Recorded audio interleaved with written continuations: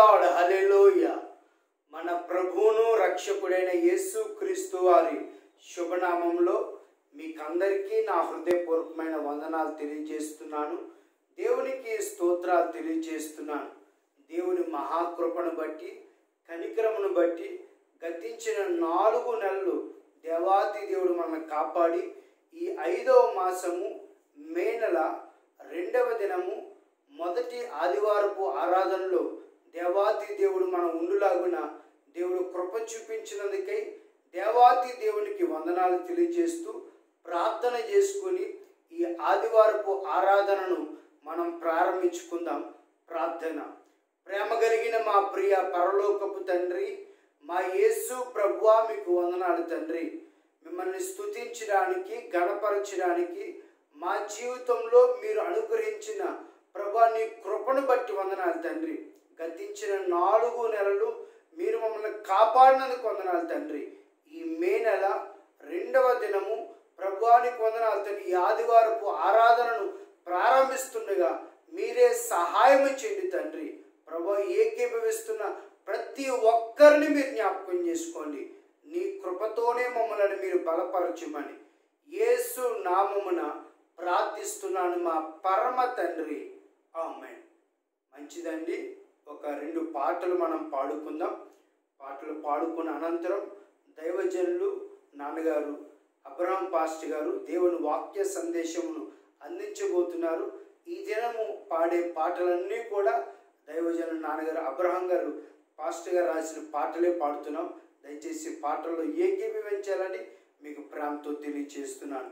మొట్టమొదటిగా నా కుటుంబము నీ సన్నిధిలో నిత్యము ఉండాలని పాటలు మనం పాడుకుందామండి. నా కుటుంబము నీ సన్నిధిలో నిత్యము ఉండాలి, నిన్ను స్తుతించాలి. నా కుటుంబము నీ సన్నిధిలో నిత్యము ఉండాలి, నిన్ను స్తుతించాలి. నేను నా వారు నా ఇంటి వారును, నేను నా వారు నా ఇంటి వారును సదని సేవలో కొనసాగాలి, సదని సేవలో కొనసాగాలి, సదని సేవలో కొనసాగాలి, సదని సేవలో కొనసాగాలి. నా కుటుంబము నీ సన్నిధిలో నిత్యము ఉండాలి, నిన్ను స్తుతించాలి. నోవాహు కుటుంబము నీతిగా నడచెను, విశ్వాసముతో వాడను కట్టెను. నోవాహు కుటుంబము నీతిగా నడచెను, విశ్వాసముతో వాడను కట్టెను. జల ప్రళయంలో రక్షింపబడెను, జల ప్రళయంలో రక్షింపబడెను. జగమున స్థిరముగా నిలచిపోయెను, జగమున స్థిరముగా నిలచిపోయెను. నా కుటుంబము నీ సన్నిధిలో నిత్యము ఉండాలి, నిన్ను స్తుతించాలి. నా కుటుంబము నీ సన్నిధిలో నిత్యము ఉండాలి, నిన్ను స్తుతించాలి. యోబు కుటుంబము చెడుతనమును విడచెను, ఊజు దేశమున న్యాయముగా బ్రతికెను. యోబు కుటుంబము చెడుతనమును విడచెను, ఊజు దేశమున న్యాయముగా బ్రతికెను. శ్రమల కొలిమిలో సువర్ణమాయను, శ్రమల కొలిమిలో సువర్ణమాయను. సతాను శోధనపై జయము పొందెను, సతాను శోధనపై జయము పొందెను. నా కుటుంబము నీ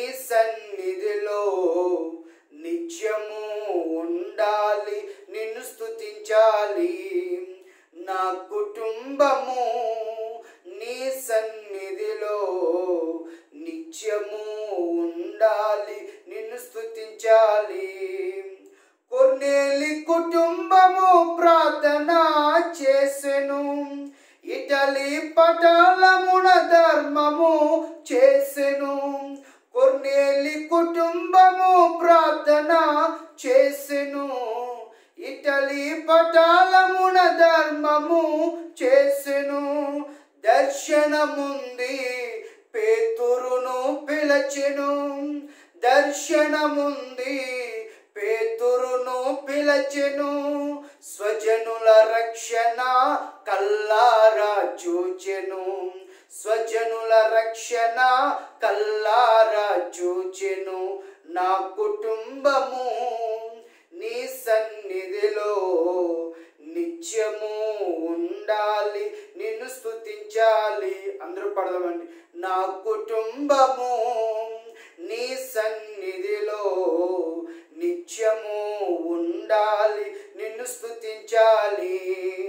నేను నా వారు నా ఇంటి వారును, నేను నా వారు నా ఇంటి వారును సదని సేవలో కొనసాగాలి.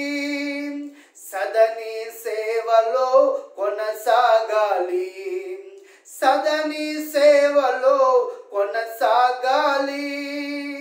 సదని సేవలో కొనసాగాలి. నా కుటుంబము నీ సన్నిధిలో నిత్యము ఉండాలి, నిన్ను స్తుతించాలి.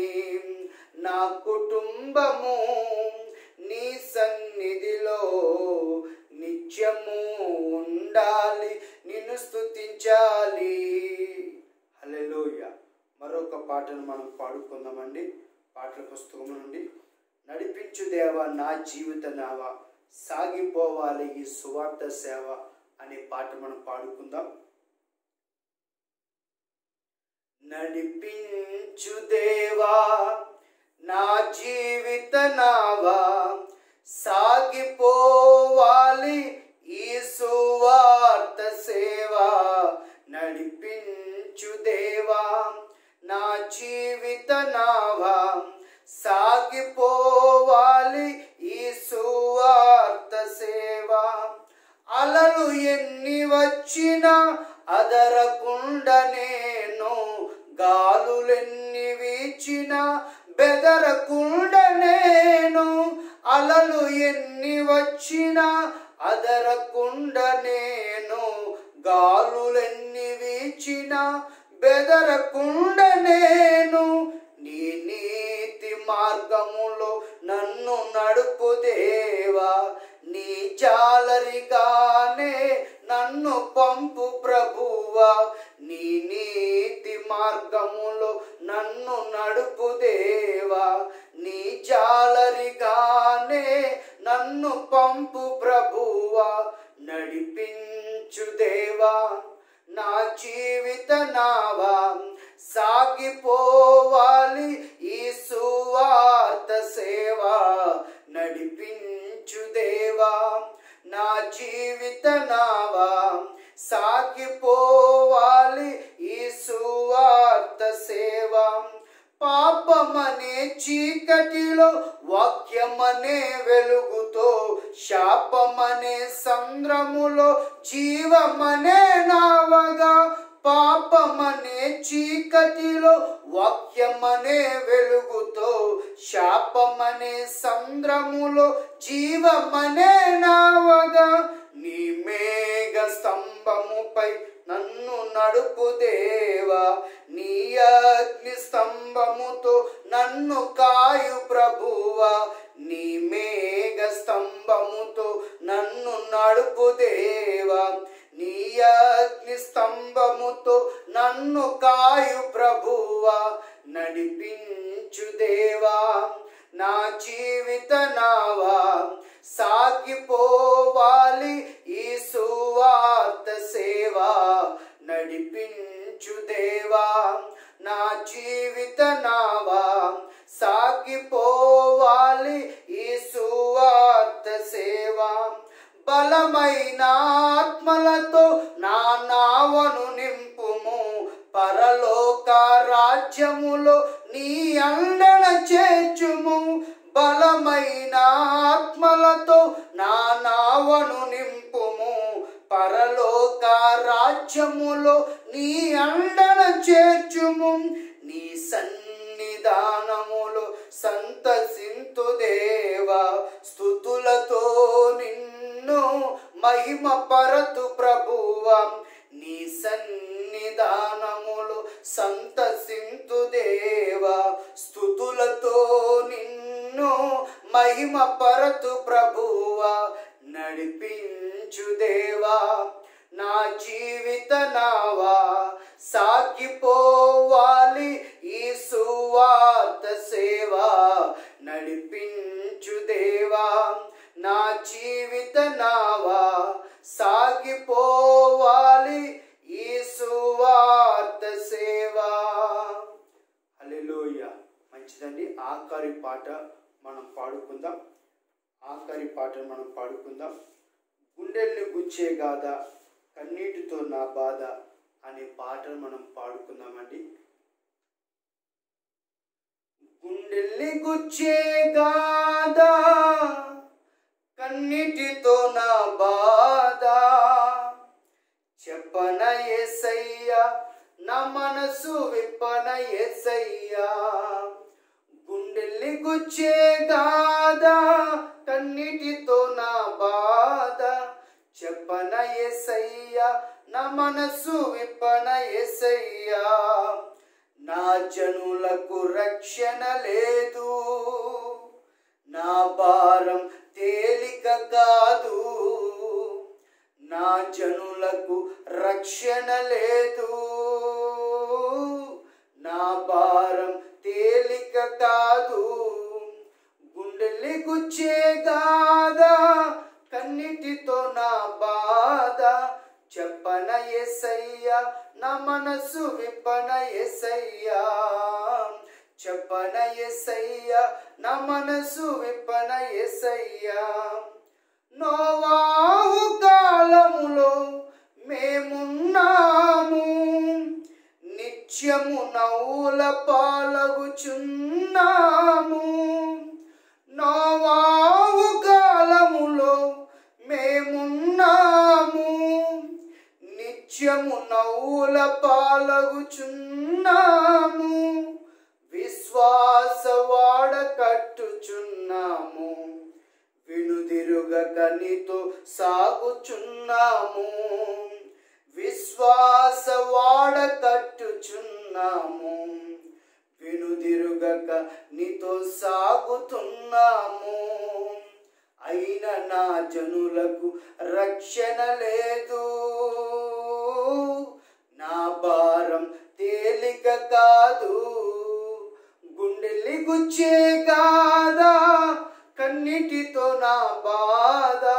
గుండెల్ని గుచ్చే గాథ, కన్నీటితో నా బాధ, చెప్పన యేసయ్యా నా మనసు విప్పన యేసయ్యా.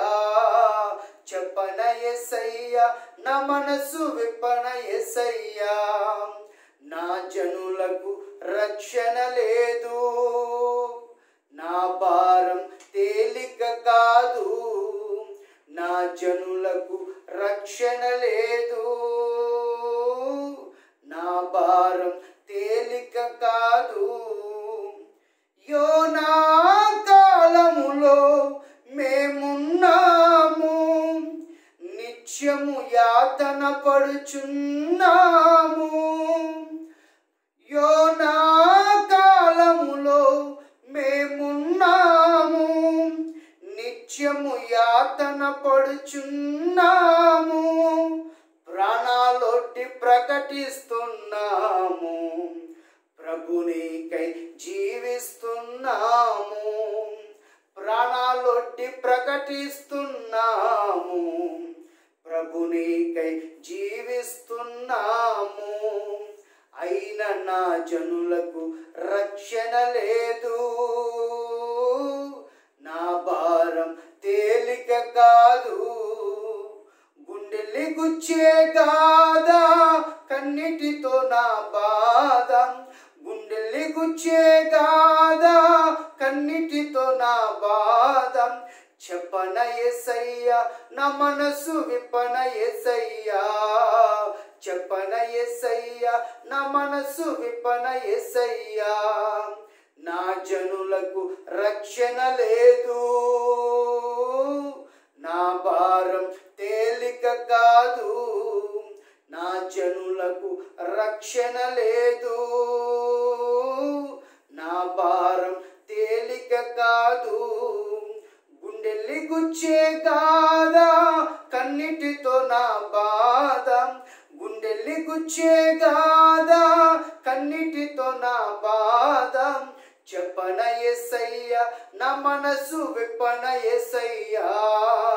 చెప్పన యేసయ్యా, నా మనసు విప్పన యేసయ్యా. హల్లెలూయా. మంచిదండి. ఇప్పటి వరకు పాటలు విన్నందుకు మీకు అందరికి కూడా నా హృదయపూర్వకమైన వందనాలు తెలియజేస్తున్నాను. ఈ సమయంలో మా తండ్రి గారు దైవజనులు అబ్రహాం గారు దేవుని వాక్య సందేశం అందిస్తారు. మీరు వినాలని మీకు ప్రేమతో తెలియజేస్తున్నాను. మంచిదండి. మన ప్రభువును రక్షకుడును జీవాధిపతి అయిన యేసుక్రీస్తు ప్రభుల వారి శుభనామంలో మీ అందరికీ వందనాలు తెలియజేస్తున్నాను. దేవునికి స్తోత్రాలు చెల్లిస్తున్నాను. ఈ ఆదివారపు శుభదినాన మీతో ఆన్లైన్లో వాక్యాన్ని ఆరాధనలో పాలిభాగస్తులు అవ్వడానికి దేవుడిచ్చినటువంటి మంచి సమయం కొరకు దేవునికి స్తోత్రాలు చెల్లిస్తున్నాను. దేవుని వాక్యాన్ని మనం చదువుకుందాం. పరిశుద్ధ గ్రంథము నుండి యెషయా రాసిన గ్రంథం 65వ అధ్యాయం 8వ వచనం గమనించండి. యెషయా రాసిన గ్రంథం 65వ అధ్యాయం 8వ వచనాన్ని మనం ధ్యానం చేద్దాం. యెహోవా ఇలాగు సెలవిచ్చుచున్నాడు, ద్రాక్ష గెలలో క్రొత్త ద్రాక్షారసము కనబడినప్పుడు జనులు అది దీవెనకరమైనది, దాన్ని కొట్టివేయకుమని చెప్పుదురు గదా. ఆ సేవకులు అందరినీ నేను నశింప చేయకున్నట్లు వారిని నేను అలాగే చేసేదను. ప్రార్థన చేసుకుందాం. తలలు వంచండి, కండ్లు మూసుకుందాం. ప్రేమ కలిగిన మా తండ్రి, మీకు వందనాలు. కుమారుడు, మా రక్షకుడు, జీవాధిపతి అయిన యేసుక్రీస్తు ప్రభు మీకు స్తోత్రాలు. పరిశుద్ధాత్ముడ మీకు స్తుతులు చెల్లిస్తున్నాం. తండ్రి, ఈ ఆదివారపు ఆరాధనలో మిమ్మల్ని జ్ఞాపకం చేసుకోవడానికి ఇంతవరకు పాడిన పాటలను బట్టి మీకు వందనాలు. అవును తండ్రి, మా కుటుంబాలన్నీ మీ సన్నిధిలో ఉండాలని మేము ఆశపడుతున్నాం. ఆశపడి మిమ్మల్ని తండ్రి ప్రాధేయపడుతున్నాం. తండ్రి, మా జీవితాల్లో మా కుటుంబాలందరూ రక్షించబడాలని మేము ఆశపడుతూ మీకు కృతజ్ఞతలు చెల్లిస్తున్నాం ప్రభువా. తండ్రి, ఎన్ని శ్రమలు వచ్చినా, ఎన్ని శోధనలు వచ్చినా, ఎన్ని ఇబ్బందులు వచ్చినా, ఎన్ని అపాయకరమైన స్థితులు వచ్చినా వాటన్నిటి నుండి తప్పించగలవని విశ్వాసముతో ముందుకు సాగిపోతున్నాం. తండ్రి, ఈ ఆరాధనలో వాక్యాన్ని మీరు అందించమని, మీరు మాతో మాట్లాడమని, వాక్యము ద్వారా మమ్మల్ని దర్శించి దీవెనకరమైన స్థితిలోకి మమ్మల్ని నడిపించమని ప్రార్థన చేస్తున్నాం. నీ కృప చొప్పున మమ్మల్ని జ్ఞాపకం చేసుకోమని యేసు నామమున ప్రార్థించుచున్నాము పరమ తండ్రి, ఆమేన్. మంచిదండి. దేవుని వాక్యాన్ని మనం చూసినప్పుడు, ఈ వాక్య భాగాలను మనం గమనించినప్పుడు, దేవుని సన్నిధిలో మనం జీవిస్తున్నప్పుడు మన జీవితాల్లో ఒక ఆశీర్వాదకరమైనటువంటి స్థితిలోకి మనం నడిపించబడాలని దేవాతి దేవుడు ఆశపడుతున్నాడు. దేవుని బిడ్డలుగా మనము మన జీవితాల్లో ఆశీర్వదించబడిన బిడ్డలుగా ఉండడానికి దేవుడు మనల్ని భూమి మీద పుట్టించని విశ్వాసమును కలిగించాలని కూడా నేను కోరుతున్నాను. ఈ వాక్యాన్ని మనం చూసినప్పుడు ద్రాక్ష గెలలో కొత్త ద్రాక్షారసము కనబడినప్పుడు జనులు అది దీవెనకరమైనది, దాన్ని కొట్టివేయకమని చెప్పుదురు కదా. నా సేవకులు అందరినీ నేను నశింప చేయకున్నట్లు వారిని బట్టి నేను అలాగూ చేయదును అంటున్నాడు. గమనించండి, ఈ లోకంలో మనము జీవిస్తున్నప్పుడు మనుషులు ఎదుట చెడ్డవారిగా కొన్నిసార్లు కనబడుతుంటాం. మనము చేసినటువంటి తప్పిదాలను బట్టి దేవుని దృష్టిలో కూడా మనము పనికిరాని వారిగా కనబడుతుంటాం. అటువంటప్పుడు మనుష్యులు మనల్ని చూసి చీకొట్టవచ్చు, దేవుడు కూడా మనల్ని చూసి మనల్ని పుట్టించినందుకు బాధపడవచ్చు. కానీ మన జీవితాల్లో మనము దేవుడి వైపుకు మనం తిరిగినప్పుడు, మార్పు మనము చెందినప్పుడు, మనుషులు మన మార్పును గుర్తుపట్టినా గుర్తుపట్టకపోయినా, భౌతిక సంబంధమైన మార్పులు మనల్ని చూసి మనుషులందరూ మనల్ని గుర్తుపట్టకపోయినా, ఆత్మ సంబంధమైన మార్పును చూసి దేవుడు మనల్ని గుర్తుపడితే, మనలో వచ్చిన మార్పును బట్టి దేవుడు ఏం చేస్తాడంటే మనల్ని భూమి మీద కొట్టివేయకుండా మనల్ని జ్ఞాపకం చేసుకుంటాడనే విషయాన్ని మీకు తేటగా చెప్తున్నాను. గమనించండి, మనలో మార్పు కావాలి. అది భౌతిక సంబంధంగా కావాలి, ఆత్మ సంబంధంగా కూడా కావాలనే విషయాన్ని మీకు జ్ఞాపకం చేస్తున్నాను. తప్పిపోయిన కుమారుడు జీవితాన్ని మనం పంచుకున్నట్లయితే, అతని జీవితంలో తండ్రికి దూరమై చెడు అలవాట్లకు దగ్గరైపోయి జీవితాన్ని పాడు చేసుకున్నప్పుడు, తన జీవితంలో హీనాతి హీనమైన స్థితికి వెళ్ళిపోయినప్పుడు అతడు గమనించండి, తండ్రిని జ్ఞాపకం చేసుకున్నాడు, బుద్ధి తెచ్చుకున్నాడు. నేను నా తండ్రి ఇంటికి వెళ్ళి నా తండ్రి దగ్గర ఉన్నటువంటి కూలివాండ్రులు ఒకరిగా జీవించి కడుపు నిండా భోజనం చేసి సుఖమైన జీవితాన్ని జీవిందామని ఆశపడ్డాడు. ఆ మార్పు అతనిలో ప్రారంభమైనప్పుడే అతని అడుగులు తండ్రి వైపుకు నడవడం ప్రారంభించాయి. తెలియని రీతిగా తన తండ్రి ఇంటిని వెతుకుతూ వచ్చాడు. మార్పు కోరుతూ ఎదురు చూస్తున్న తండ్రి దూరం నుండే తన కుమారుని వైపు చూశాడు. చూసి పరిగెత్తుకుని వెళ్ళి మెడ మీద పడి ముద్దు పెట్టుకుని అతని ఇంటిలోకి చేర్చుకున్నట్లుగా మనం చూస్తున్నాం. కనుక మనం జీవితాల్లో మార్పును దేవుడు కోరుతున్నాడనే విషయాన్ని మీకు జ్ఞాపకం చేస్తున్నాను. మార్పు అనేది ఒక ఆశీర్వాదకరమైన పరిమాణమని నేను చెప్తున్నాను. మార్పు అనేది గమనించండి, ఒక దీవెనకరమైనటువంటి ప్రశాంతమైనటువంటి వాతావరణంలోకి మనం నడిపిస్తుంది నేను నమ్ముతున్నాను. మార్పు అనేది ఒక భద్రతకరమైనటువంటి, దీవెనకరమైనటువంటి, ఆశీర్వాదకరమైనటువంటి వాతావరణంలోనికి మనం తోడుకొని వస్తుందని నమ్ముతున్నాం. మార్పు అనేది గమనించండి, ఒక శాశ్వతమైనటువంటి తృప్తిని, సమాధానాన్ని, ఆశీర్వదించబడినటువంటి పరిస్థితులను కల్పిస్తుందని కూడా మీకు తెలియజేస్తున్నాను. గమనించండి, పాపాత్ములైన స్త్రీ రాళ్ళ చేత కొట్టబడినప్పుడు, ఆమెను అందరూ చంపాలని చూసినప్పుడు, రాతి దెబ్బలు ఆమెలో మార్పు తేలినప్పుడు యేసు క్రీస్తు ప్రభుల వారు అమ్మా అని పిలిచినటువంటి ఆ మాటను బట్టి ఆమె మార్పు చెందింది. హల్లెలూయా! ఎంత గొప్ప మార్పు! రాతి దెబ్బలు ఆమెను మార్చలేదు, కానీ యేసుక్రీస్తు ప్రభుల వారు పరమ దేవుని కుమారుడు, ఆయన నోటి నుండి వచ్చినటువంటి మధురమైనటువంటి దీవెనకరమైనటువంటి మాటను బట్టి, అమ్మ అనే పిలుపును బట్టి ఆమె తన జీవితాన్ని మార్చుకుంది. ఆయన అంటున్నాడు, అమ్మా నీకెవరు శిక్ష విధింపలేదా? లేదు ప్రభువా, నాకెవరు శిక్ష విధింపలేదు. అయితే నేను కూడా నీకు శిక్ష విధింపనన్నప్పుడు గమనించండి, ఆమెలో ఒక మార్పును మనం చూస్తాం. ఆమెలో ఒక ఆశీర్వాదకరమైనటువంటి జీవితం ప్రారంభమైందని మనం చూస్తుంటాం. కనుక గమనించండి, మనం భూమి మీద కొట్టివేయబడకుండా ఉండాలంటే గమనించండి, మారవలసి ఉన్నది, మార్పు చెందవలసి ఉన్నది. చివరి గడియల్లో యేసుక్రీస్తు శిలువ మీద వేలాడుతున్నప్పుడు గమనించండి, ఆయన ఉదయం 9 గంటల నుంచి మధ్యాహ్నం 3 గంటల వరకు వేలాడుతున్నప్పుడు కుడివైపున ఒక దొంగ, ఎడమవైపున ఒక దొంగ వేలాడుతున్నప్పుడు గమనించండి, మొదటి 2 దొంగలు ఆయన దూషించినట్లుగా బైబిల్లో పరిశుద్ధ గ్రంథం మనం చూస్తాం.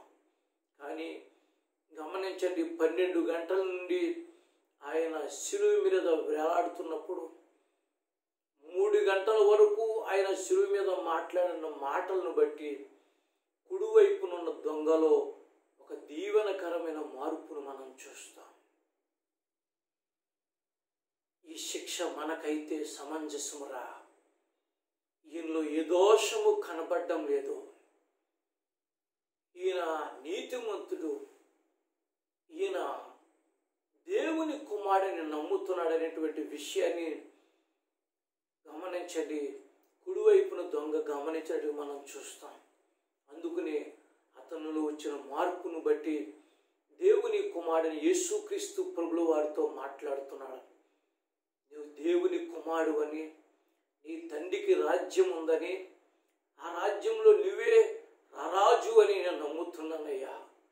పాపినైనా, శాపగ్రస్తుడైనా, దోషినైనా నన్ను కరుణించి నీ రాజ్యంలో చేర్చుకోవడానికి చోటుందా స్వామి అని అడిగినప్పుడు, నేడు నీవు నాతో కూడా పరదేశులో ఉందన్నటువంటి ఆ మాటను చూస్తే అతనిలో ఉన్న మార్పును బట్టి యేసుక్రీస్తు ప్రభువారు అతన్ని చేర్చుకున్నట్లుగా మనం చూస్తాం. గమనించండి, మార్పు నీ జీవితాన్ని కొట్టివేయబడకుండా ఈ దేశంలో గమనించండి, ఈ లోకంలో నిన్ను కాపాడుతుంటాను. ఒకవేళ మార్పు ఈ లోకంలో నీకు ముగింపు పలికినప్పటికీ యేసుక్రీస్తు పాదాల చెంత నీవు అడిగితే అది శాశ్వతమైన రాజ్యంలో నేను ఉంచడానికి సిద్ధపరుస్తుంది. హల్లెలూయా! ఎంతో గొప్ప దీవెనకరమైన మార్పు నీవు కోరుకోవాలని ఆశపడుతున్నాడు దేవుడు. ఎంతో గొప్ప దీవెనకరమైన ఆశీర్వాదం నీకు వాళ్ళని ఆశపడుతున్నాడు దేవుడు. కనుక చెప్తున్నాడు, ద్రాక్ష గెలలో కొత్త ద్రాక్షారసము కనబడినప్పుడు అంటున్నాడు. నీ జీవితంలో మార్పు చెందినప్పుడు ఒక ఆశీర్వాదకరమైనటువంటి ప్రణాళిక దేవుడు బయలుపరుస్తున్న విషయాన్ని మీకు నేను జ్ఞాపకం చేస్తున్నాను. నా జీవితంలో కూడా నేను మార్పు చెందినప్పుడు ఎంతో దీవెనకరమైన పరిస్థితులు గుండా నేను నడిచిన విధానాన్ని నేను అనుభవిస్తూ వచ్చిన విషయాన్ని మీకు జ్ఞాపకం చేస్తున్నాను. మార్పు చెందకపోతే మనం శాపగ్రస్తులుగా, కొట్టివేయబడిన వారుగా, మన వంశాలు కూడా కొట్టివేయబడిన వారుగా, మన జీవితాలు శపించబడిన వారుగా ఉంటాయనే విషయాన్ని నేను మీకు జ్ఞాపకం చేస్తున్నాను. రెండవదిగా మనం చూస్తే గమనించండి, వాక్యం చదివిస్తుంది. రెండవదిగా గమనించండి, కనికరించబడిన వారుగా మనం ఉండాలి. ఇతరులను చూసినప్పుడు, దీనులను చూసినప్పుడు, వారి జీవితాలను చూసినప్పుడు చేదరించుకునేవారుగా మనం ఉండకూడదు, అసహించుకునేవారుగా మనం ఉండకూడదు, హేళన చేసేవారుగా ఉండకూడదు. కొందరు అంటారు, మా ఎదుట నువ్వు కనబడకూడదు అంటారు, మా కుటుంబంలో ఇలాంటి వాడు పుట్టకూడదు అంటారు, మీతో కలిసి పనిచేయడానికి మాకు ఇష్టం లేదంటారు. గమనించండి, విదేశీ విధవరాలు మోయాబు దేశం నుంచి బెత్లెహేము వచ్చినటువంటి రూతు బోయాజు పొలములో పరగ ఏరుకుంటున్నప్పుడు బోయాజు ఆమె మీద కనికరపడిన విధానం మనం చూస్తే ఎంత ఆశ్చర్యం కలుగుతుందండి. గమనించండి, ఆమె గురించి చెప్తున్నాడు, ఆమెకు పిడికిళ్ళు వదలండి చెప్తున్నాడు, ఆమెకు పిడికిళ్ళు కోరికలు వదలనని చెప్తున్నాడు. రెండవదిగా చెప్తున్నాడు, ఆమెను కొండల యొద్దకు వెళ్ళి నీరు త్రాగమని దాహమైనప్పుడు నువ్వు త్రాగని చెప్తున్నాడు. మూడవదిగా గమనించండి, మా అమ్మ రహాబు పంపినటువంటి పనివారికి పంపినటువంటి భోజనం నీవు కూడా తినని చెప్తున్నాడు. నాలుగవది గమనించండి, మా అమ్మ పనివారికి పంపిన పేలాలు నువ్వు కూడా తినని చెప్తున్నాడు. ఇంకా చూస్తే ఎంత ఆశ్చర్యం కనిపిస్తుందంటే కోయు పనివారిని వెంబడించని చెప్తున్నాడు. ఇంకా మనం చూస్తే యవనస్తులకు ఆజ్ఞాపిస్తున్నాడు, ఈమెను గురించి నీచపు మాటలు ఆడుకోవడానికి కుదరదు. యవనస్తులారా, ఈమెను ఎగతాళి చేయడానికి కుదరదని చెప్తున్నాడు. మనం అలా కనికరపడే వారంగా ఉండాలని దేవుడు కోరుతున్నాడు. నిషేధించబడిన వారిని, పనికిరాని వారిని, కుట్టివేయబడిన వారినిగా కనబడిన వారిని, ఎన్నిక లేని వారిగా కనబడిన వారిని గమనించండి, మనం చేర్చుకోవాలని, వారి ఎడల మనం కనికరపడాలని పరిశుద్ధాత్మ దేవుడు కోరుతున్నాడు. ఈ మధ్యాహ్నం నిన్ను అడుగుతున్నాడు, నువ్వు కుట్టివేయబడిన వాడిగా ఉండకూడదని, కనికరపడిన వాడిగా ఉండాలని కోరుతున్నాడు. బోయజు చూడండి, ప్రతికూల పరిస్థితుల మధ్య ఏమాత్రము సహాయం చేయలేని వారి లేనటువంటి, ఎన్నిక లేనటువంటి స్త్రీ అయినటువంటి, పెదవరాలైనటువంటి రూతు పట్ల ఎంత జాలిని చూపిస్తున్నాడు. తనకు ఏ విధంగానూ కలిసినటువంటి అనామకురాలు ఆమె ఎంత జాలి పడుతున్నాడు. దేవుడు ఆమె ఎలా జాలి పడినందుకు గమనించండి, ఆ పొలములో గమనించండి, అమ్మ పెట్టిన ముద్దలు తిని ఆ పనివారి దగ్గర ఆకలి తీర్చుకున్నటువంటి ఆ రూతును ఆయనకు భార్యగా ఇచ్చాడు. గమనించండి, ఆ పొలానికి హక్కుదారులుగా చేశాడు. అంత మాత్రమే కాదు, ఆ భూములన్నీ ఆమె పేరను రాయించాడు. యేసుక్రీస్తు ప్రభులు వారు పుడతారనే భూమి ఆమె సొంతమైంది. గమనించండి, ఎంత ఆశీర్వాదకరమైన పరిమాణంలోకి ఆమె తేబడ్డది.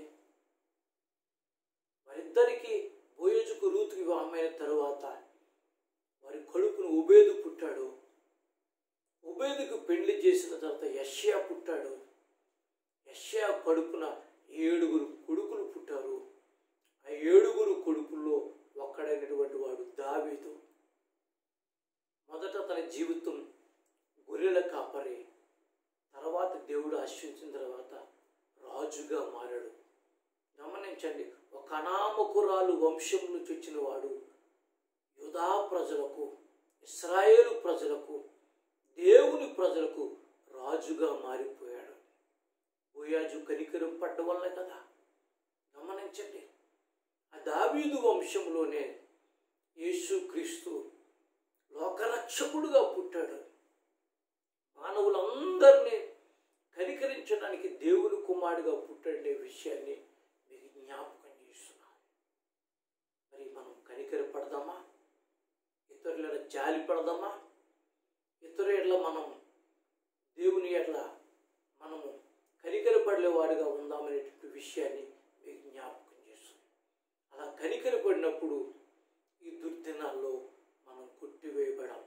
హల్లెలూయా. మనం క్షేమంగా ఉంటామనే విషయాన్ని జ్ఞాపకం చేస్తున్నాం. మన వంశాలు క్షేమంగా ఉంటాయనే విషయాన్ని మీకు జ్ఞాపకం చేస్తున్నాం.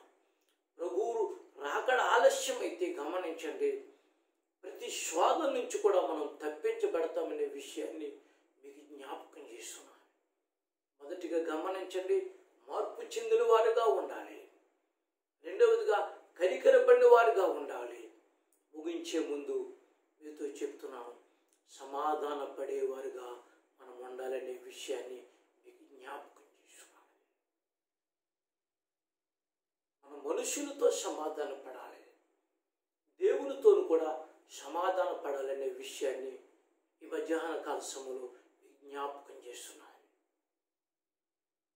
వాగ్దాన పుత్రుడు అబ్రహాము మనవడు ఇస్సాకు కొడుకు చిన్న వయసులో గమనించండి, అన్నయ్యను మోసగించడం, అమ్మ చెప్పిన మాటలను బట్టి తండ్రిని మోసగించడం, తండ్రి మాటలను ఆశీర్వాదం అనుకున్నాడు. ఒక విధంగా అన్నయ్యను మోసం చేశాడు. గుడ్డివాడని అమ్మ మాటలను బట్టి అబద్ధమని ఎంచుకోకుండా తండ్రిని మోసగించాడు. అదే ఆశీర్వాదం అనుకున్నాడు.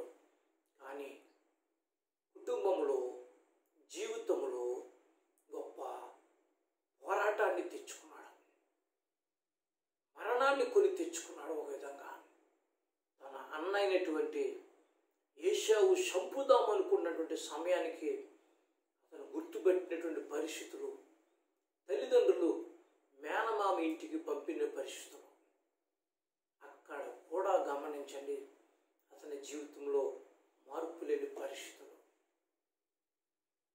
మామయ్యను ఆస్తి కొరకు మోసం చేశాడు. గమనించండి, తాను కావాలనుకున్న భార్యను సంపాదించుకోవడం మొదట భార్యను లేయను మోసం చేసి రాహియలను చేసుకున్నాడు.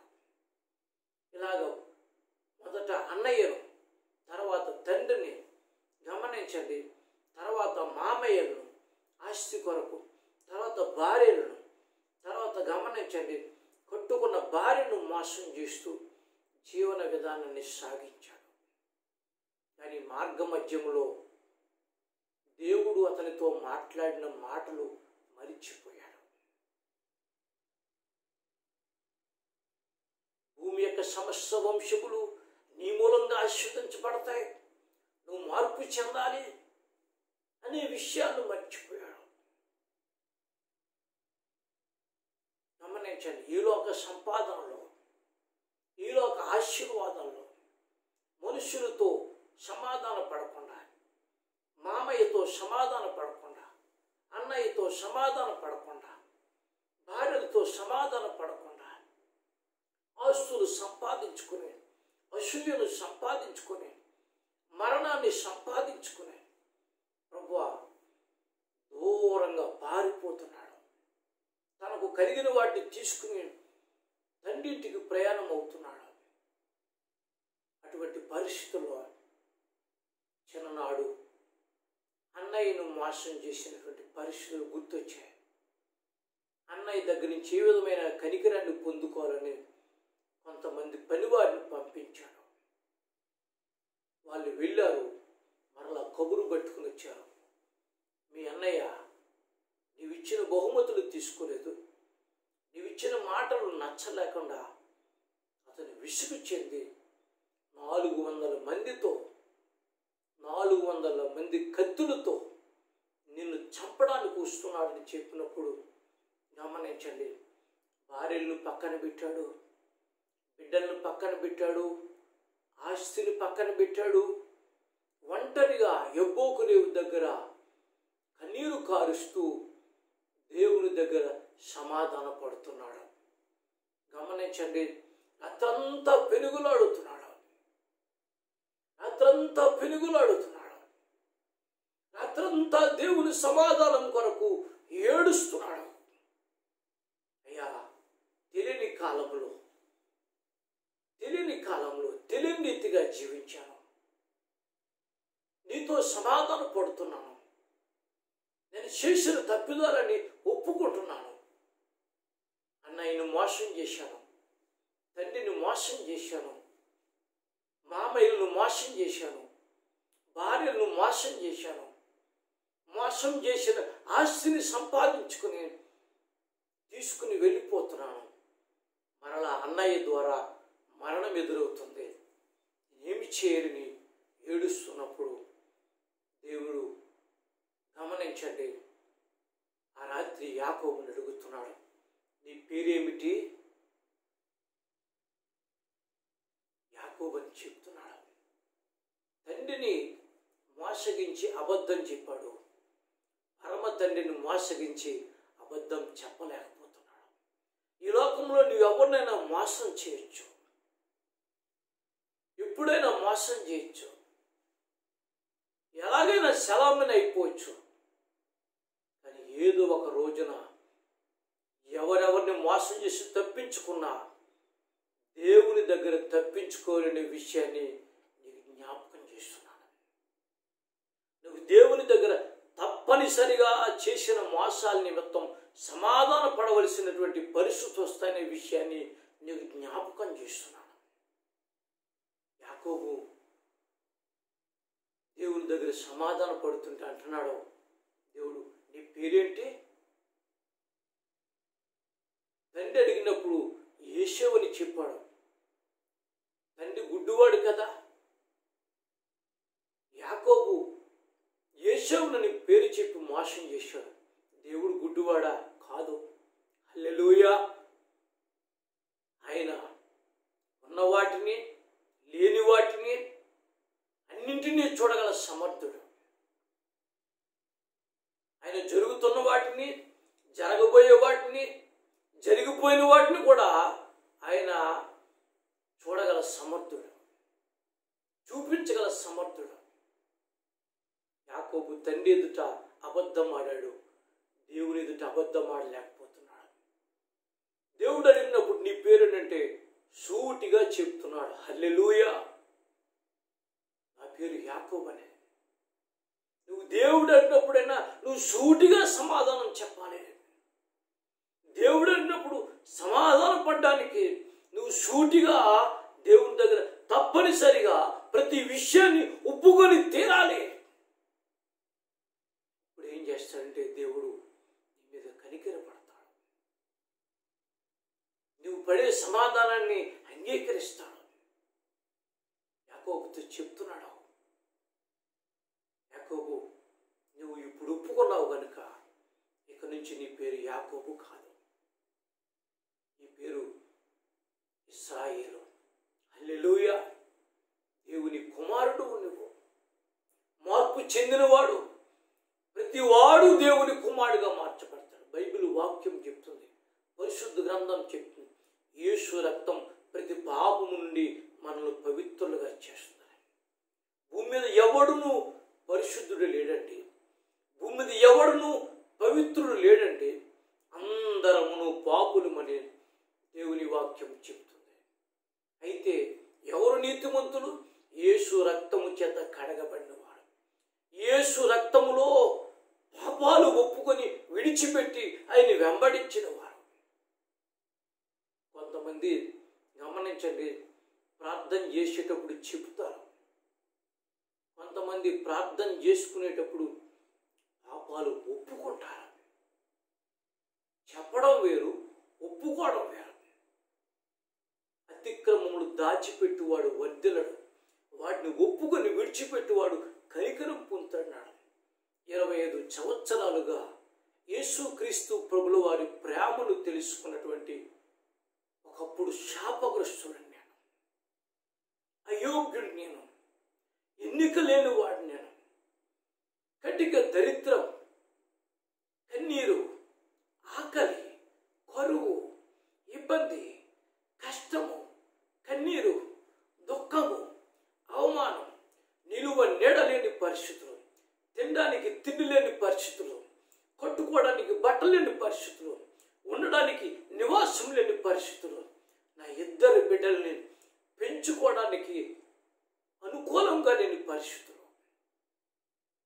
ఆ విశాఖపట్టణంలో యేసుక్రీస్తు ప్రభుల వారు ఒక రోజున నేను ఉద్యోగ వేటలో ఉండగా ఆ పరమ దేవుడు నాకు తన్ను తాను ప్రత్యక్షపరుచుకున్నాడు.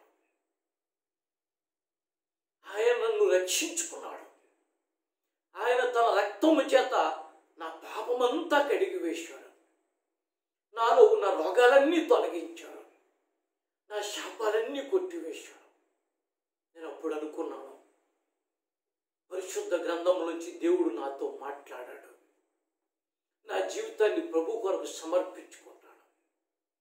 నా జీవితాన్ని కొట్టివేయకుండా దీవెనకరమైన ఆశీర్వాదంగా మార్చుకుంటాను.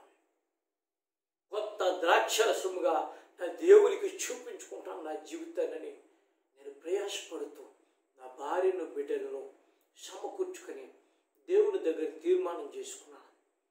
బంగారం సంపాదించుకోవడం కంటే, వెండి సంపాదించుకోవడం కంటే, భూములు సంపాదించుకోవడం కంటే, ఆస్తులు సంపాదించుకోవడం కంటే దేవుని గ్రంథాన్ని సంపాదించుకుని 4 బైబిళ్ళు కొనుక్కొని మా జీవితాల్లో ప్రభువును ఆస్తిగా సంపాదించుకుని ముందుకు సాగిపోతే మంచిదని ఎంచుకున్నాను. అలా ఎంచుకున్న నేను ఆ బైబిల్ గ్రంథాన్ని పట్టుకుని ఉద్యోగరీత్యా వైజాగ్ నుంచి ఏలూరు వచ్చాను. అక్కడ పిలుపును పొందుకొని యేసుక్రీస్తు ప్రభువుని ఎరగని ప్రాంతం, నేను ఎప్పుడూ చూడని ప్రాంతం, నా బిడ్డలిద్దరిని నా భార్యను తీసుకుని మళ్ళా ఎదుటని ప్రాంతం వచ్చే నిలుగుని ఈ ప్రాంతంలో ఒక సంవత్సరం అంతా రాత్రి కాలంలో వీధి స్తంభాల దగ్గర ఒక్కొక్క వారం, ఒక్కొక్క ఆదివారం గమనించండి, ఒక్కొక్క వీధి స్తంభం దగ్గర వాక్యాన్ని ప్రకటిస్తూ అన్యులకు దేవుని ప్రేమను పంచేవాడు. తినడానికి తిండి లేని పరిస్థితులు, కొట్టుకోవడానికి బట్టలు లేని పరిస్థితులు, ఉండడానికి నివాసం లేని పరిస్థితులు. గమనించండి, దేవుని సాక్షిగా 25 సంవత్సరాలుగా దేవునితో నడిచి మీకు చెప్తున్నాను. ఈ రోజుకు నేను బట్టలు కొనుక్కోలేదు, బంగారం కొనుక్కోలేదు, సైకిల్ కొనుక్కోలేదు, వాచ్ కొనుక్కోలేదు, భూమి కొనుక్కోలేదు, బండి కొనుక్కోలేదు. గమనించండి, ప్రభు అన్నీ నాకు ఇచ్చాడు. ఒక దీవెనకరమైన పరిచయం దేవుడు నాకు ఇచ్చాడు. దేవుని దగ్గర నేను మారిన జీవితాన్ని చూసి, ప్రభువా ఈ పాటలు నేను పాడలేకపోతున్నాను, మార్పు చెందిన పాటలు నేను రాయాలనుకున్నప్పుడు పాటలు రాసే వరాన్ని దేవుడు నాకు ఇచ్చాడు. ఆ పాటలు ఆయా సంఘాల్లో పాడుతున్నప్పుడు ఎంతో దీవెనకరంగా దేవుడు ఆ పాటలను సమకూర్చాడు. ఆ పాటల్లో ఒక పాట మాజీ ముఖ్యమంత్రి గారు రాజశేఖర రెడ్డి గారు, అల్లుడు గారు అనిల్ కుమార్ గారు పాడి నెట్లో పెట్టి ప్రపంచమంతటిగా పాటను పంచారు. ఇలాగ 75 పాటలు పాడడానికి దేవుడు కృప చూపించాడు. అంత మాత్రమే కాదు, గమనించండి, ఈ రోజున గమనించండి, ఒక ఆశీర్వాదకరమైన సేవ చేయడమే కాకుండా నా బిడ్డలు దేవునిలో ఎదిగారు. నా మీద ఉన్న శాపాలను దేవుడు వారి మీదకు పంపలేదు, నా మీద ఉన్న దరిద్రాన్ని వాళ్ళ మీదకు పంపలేదు, నా మీద ఉన్నటువంటి నిందలను దేవుడు వాళ్ళ మీదకు పంపలేదు. ఈ రోజున దీవెనకరమైనటువంటి సేవకులుగా వారు ఏర్పరచబడ్డారు. పెద్ద కుమారుడు దీవెనకరమైన సేవ చేస్తున్నాడు. ఆయన నాకులాగే పాటలు పాడుతున్నాడు, పాటలు రాస్తున్నాడు, హల్లెలూయా వాక్యాన్ని పంచుతున్నాడు. అనేక వేల మందికి యవనస్తులకు దేవుని వాక్యాన్ని పంచుతున్నాడు. ప్రతి ఆదివారము యవనస్తుల మధ్య ఆయన దేవుని సేవ చేస్తున్నాడు. రెండవ కుమారుడు నరసాపురంలో దేవుని సేవ చేస్తున్నాడు. ఒక ఆశీర్వాదకరమైనటువంటి దేవుని సేవను మాకు ఇచ్చాడు. గమనించండి, ఇది కావాలి ప్రభు అని మేము ఎప్పుడూ దేవుడిని అడగలేదు, అన్నీ దేవుడు ఇస్తున్నాడు. హల్లెలూయా, ఎంత ఆశీర్వాదకరమైన పని. ఒకప్పుడు మనుషుల చేత నిందించబడిన వాళ్ళం, లోకము చేత నెట్టివేయబడిన వాళ్ళం, ఎన్నిక లేని వాళ్ళం, కొట్టివేయబడిన వాళ్ళం, శపించబడిన వాళ్ళుగా కనబడిన వాళ్ళం. మాలో దీవెన ఏమాత్రం కనబడిన రోజుల్లో మేముండగా గమనించండి, మార్పు చెందినటువంటి కొత్త ద్రాక్షరసముగా దేవుని ఎదుట మేము కనబడినప్పుడు దేవుడు మమ్మల్ని ఆశీర్వదించాడు. హల్లెలూయా. ఈ రోజున వాక్యం వింటున్న ప్రియమైనటువంటి సహోదరుడా, సహోదరి, ప్రియమైన యవనస్తుడా, యవనస్తురాలా, నీవే స్థితిలో ఉన్నా, ఎక్కడ ఉన్నా, విదేశంలో ఉన్నా, స్వదేశంలో ఉన్నా, బలహీనతలో ఉన్నా, గమనించండి, బాధల మధ్య ఉన్న దేవుడు నిన్ను కోరుకునేది ఒకటే, నువ్వు మార్పు చెందాలని కోరుతున్నాడు. నువ్వు కనికరింపబడిన వారిగా ఉండాలని, నీ చేతులు కనికరించబడిన వారికి చేతులు చాపాలని కోరుతున్నాడు.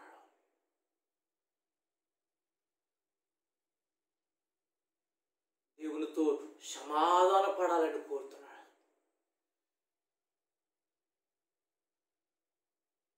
మరి మార్పు చెందుతావా? ఇతరులకు కనికరాన్ని చూపుతావా? జక్కయ్య మార్పు చెందిన తర్వాత అన్నాడు, ఎవరి యొద్ద నేను అన్యాయంగా తీసుకున్నాను వారికి 4 గంటలు చెల్లిస్తాను, నా ఆస్తిలో సగము బీదలకు ఇస్తాను. ఏమండి, నా ఆస్తిలో సగము బీదలకు ఇస్తానంటాడు. యేసు ప్రభు వారి దగ్గరికి ఒక ధనవంతుడు పరిగెత్తుకుంటూ వచ్చాడు. నేను పరలోక రాజ్యం చేరాలనుకున్నాను. నీ ఆస్తి నమ్మి బీదలకి ఇమ్మంటే వాడు అంటాడండి, అసహించుకుని వెళ్ళిపోతాడండి.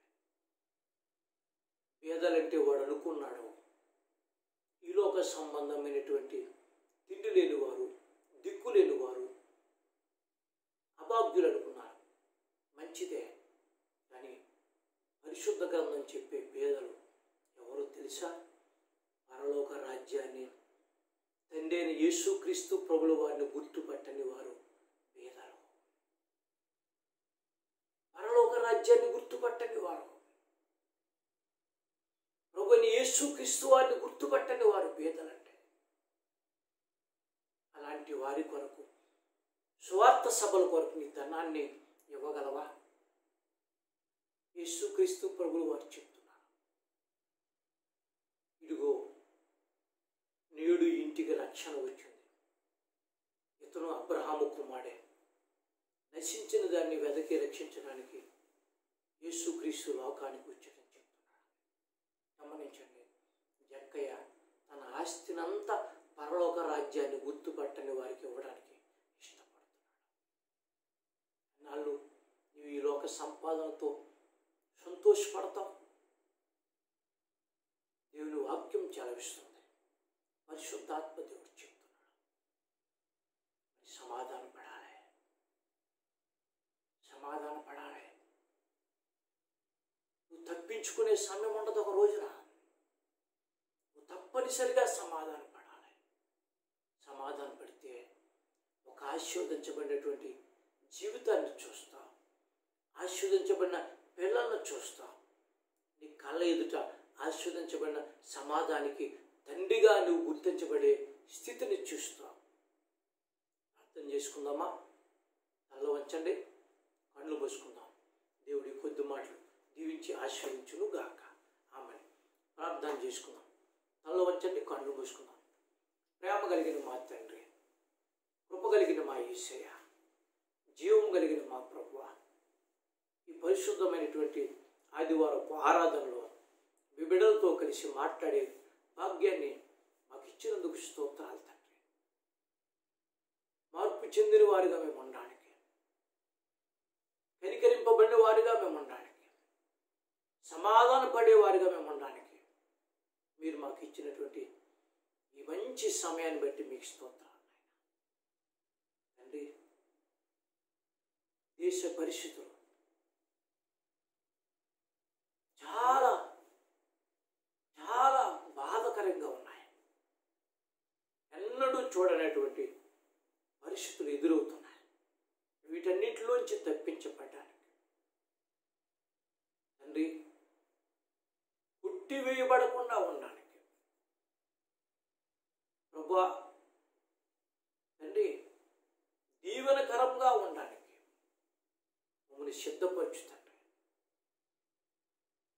నేను నిజమైన ద్రాక్షవలని తీగలు మీరు అన్నావు. ఫలింపని ప్రతి తీగ కత్తిరించబడుతుంది అన్నావు. కత్తిరించవద్దు తండ్రి. ఫలించినట్లుగా నీ కటాక్షం చూపించు, నీ ఆశీర్వాదం చూపించు. ఈ మధ్యాహ్నం మీరు మాతో మాట్లాడేందుకు స్తోత్రాలు. మీరు మాతో మాట్లాడే విధానం బట్టి మీకు వందనాలు. మమ్మల్ని ఆశీర్వదించినట్లుగా మా చుట్టూ ఉన్న సమాజాన్ని ఆశీర్వదించండి.